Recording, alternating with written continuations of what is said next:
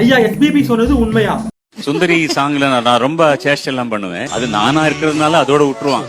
மற்றவங்களும் தானே அங்கேயே ஸ்டேஜிலே வாங்கிடுவாங்க. ஆக்சுவலா நடந்தது என்னன்னா, அதுக்கு முன்னாடி அவர் பாட்டதை பாத்துட்டு வாங்க.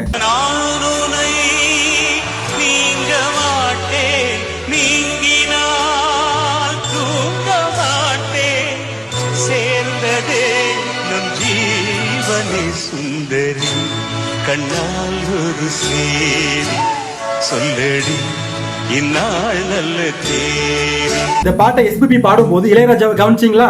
கவனிச்சீரா? ரொம்ப கூலா சிரிச்சுக்கிட்டு இது நான் கம்போஸ் பண்ண பாட்டு இல்ல, அவர் இஷ்டத்துக்கும் பாடுறாருன்னு சொல்லிட்டு மக்கள் கிட்ட சைகை காட்டியிருப்பாரு. நம்ம இளையராஜாவா இது எப்படி இவ்வளவு கூலா எடுத்துக்கிட்டாரு அப்படின்னு கேட்டீங்கன்னா, நான் அவர் முதல்ல கேட்டேன், நான் இந்த மாதிரி இம்ப்ரவைஸ் பண்ணலாமா அப்படின்னா பண்ணுடான்னாரு. இல்லைன்னா நான் பண்ண மாட்டேன். ஏன்னா ரொம்ப ஸ்ட்ரிக்டா இருப்பாரு இல்லையா, அதனால. ஒருவேளை நம்ம கம்போஸ் பண்ண பாட்டை விட இவன் இம்ப்ரூவைஸ் பண்ணி பாடுற பாட்டு பயங்கரமா இருக்கேன்னு தான் மேடைகள்ல இனிமே என் பாட்டை பாடாதுன்னு சொல்லிட்டு எஸ்பிபி கிட்ட இளையராஜா சொல்லியிருப்பாரோ?